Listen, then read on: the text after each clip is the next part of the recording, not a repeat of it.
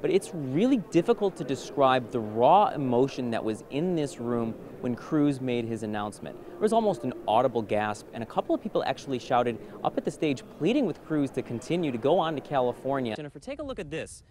Look at just how dry this is. This is the perfect kind of kindling for a fire, and with the high winds we've seen today, it doesn't take much for a fire to get out of control real quick. Century Center says they're expecting more than 10,000 people at this rally. Not only would that be the largest rally we've seen in South Bend so far this year, that would be the largest political rally since at least 1968 when Robert Kennedy visited South Bend.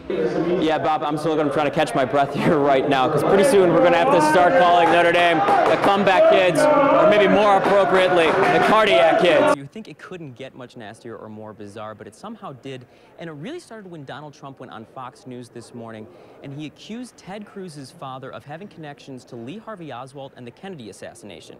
As you'd imagine, Cruz didn't take particularly kindly to that. He called Trump a pathological liar and a bully. And in spite of all that, Cruz wouldn't rule out the possibility of endorsing Trump if Trump should wind up winning the Republican nomination. If you're wondering how much snow you might have moved, well, we actually had Matt take a look at this. 1 cubic foot of snow weighs about 12 pounds. So if you cleared an average driveway, which is about 18 by 25 feet, that's the equivalent of moving 4,500 pounds of snow.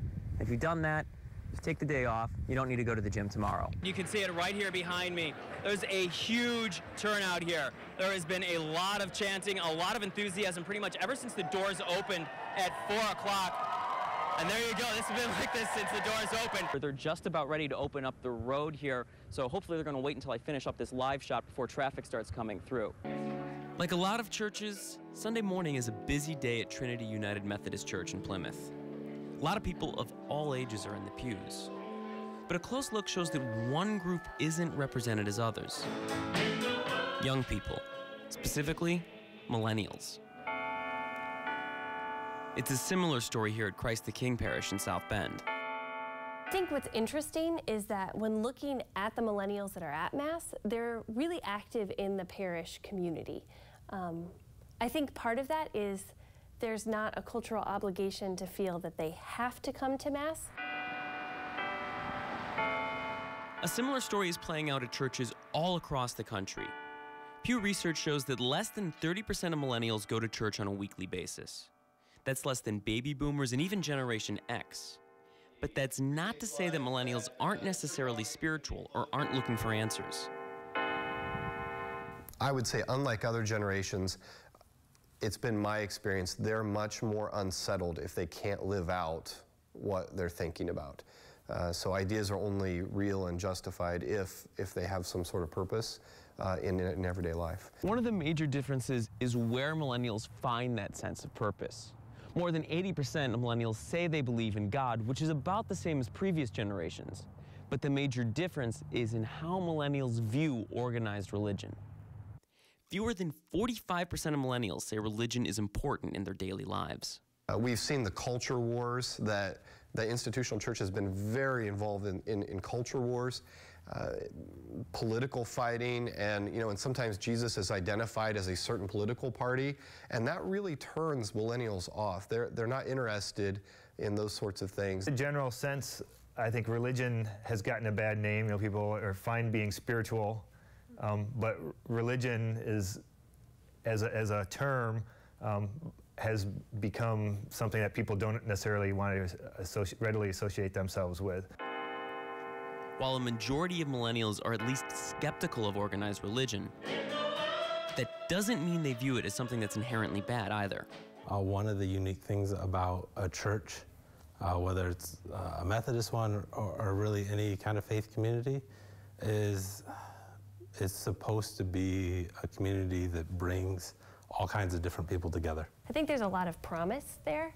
I just think that there's also a desire and a need to kind of think differently about how we reach out to people and how we embrace people within the church.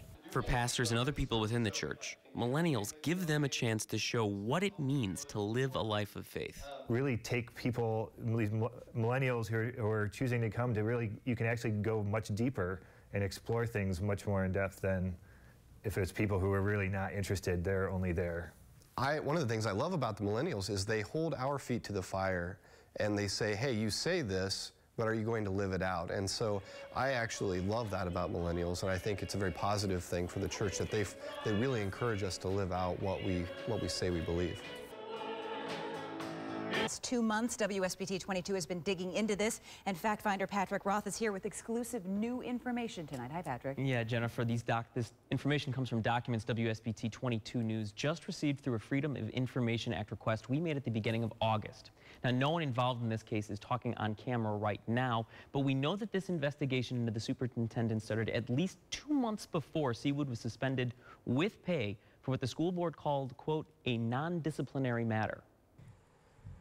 Documents obtained by WSBT 22 show activity in the investigation began in late March. On April 23rd, lawyers for the school district began to review policies on staff ethics, discipline, and funds.